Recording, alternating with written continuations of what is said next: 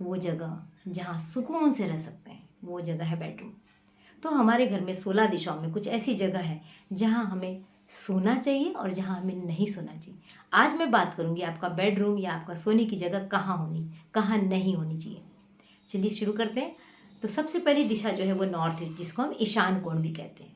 ऐसे सुनने में तो लगता है ईशान कोण में क्या बुराई है, बहुत अच्छी जगह है, लेकिन नहीं। ईशान कोण पानी की दिशा है और जब हम सोते हैं तो हमारे शरीर के नीचे पानी आएगा और पानी में हलचल होगी तो हमारे दिमाग में भी हलचल होगी। फिर हमें बेचैनी, घबराहट, विचारों का उथल पुथल सब चालू हो जाता है। तो हमें नॉर्थ ईस्ट में नहीं सोना चाहिए। नॉर्थ ईस्ट में सोने से डिमेंशिया जैसे रोग के होने को भी देखा गया है। अब दूसरी दिशा है ईस्ट साउथ ईस्ट, जो पूर्व और आग्नेय कोण के बीच की दिशा है। ये दिशा मंथन की दिशा की कही गई है। मंथन, आप सोचिए रात में सोए हैं, नींद आने के बदले आपके विचारों का बहाव चला रहा है, समुद्र जैसे उफन उफन के विचार आ रहे हैं और आप सोचे जा रहे हैं ये हुआ तो क्यों हुआ, ऐसा हुआ क्यों हुआ, वैसा हुआ क्यों हुआ, मैंने ये क्यों नहीं बोला, उसने वो क्यों नहीं बोला। मतलब बिल्कुल आप बाल की खाल निकालने पर लगे हुए हैं। तो इस चक्कर में फिर आपको नींद कहाँ आएगी, और जब आपको नींद नहीं आएगी तो आपको दिन में कितनी बेचैनी लगेगी। और अगर ऐसा हमेशा होता रहेगा तो ब्लड प्रेशर जैसे रोग तो होना स्वाभाविक है, और भी कई बीमारियाँ आ सकती। तो इस साउथ ईस्ट में सोने से बचिए। तीसरी दिशा है साउथ साउथ वेस्ट। ये दिशा है साउथ और साउथ वेस्ट के बीच की दिशा, यानी कि नैऋत्य कोण के बीच की दिशा।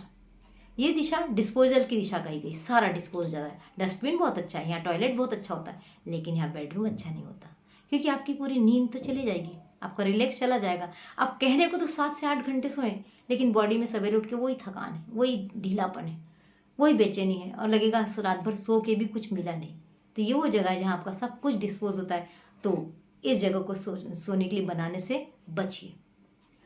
चौथी दिशा है WNW, यानी कि वेस्ट नॉर्थ वेस्ट। ये वेस्ट और वायव्य कोण के बीच की दिशा है। इस दिशा को डिप्रेशन की दिशा कहा गया है, डिटॉक्सिफिकेशन की भी कहा गया है।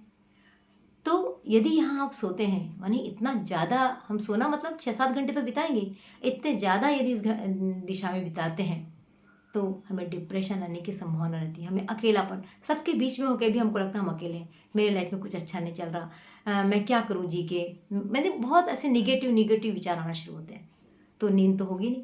तो इस दिशा को भी अवॉइड कीजिए।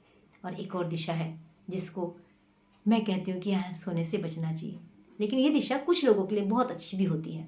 ये दिशा है north north west. North north west आकर्षण की दिशा कहलाती है। यहाँ अट्रैक्शन होता है और सेक्स की दिशा भी कहलाती है। तो जो न्यूली कपल है ना, उनको तो सोना ही चाहिए, उनके तो बहुत अच्छा, उनके बीच में गहरा प्यार बनेगा और एक दूसरे के प्रति आकर्षण होगा। लेकिन कभी भी यहाँ टीनेजर बच्चों को सुलाने से बचिए। टीनेजर बच्चे फिर अलग दिशा में जाएंगे। अगर यहाँ अलग उम्र के लोग सोते हैं तो एक्स्ट्रा मैरिटल अफेयर के चांसेस भी बढ़ जाते हैं।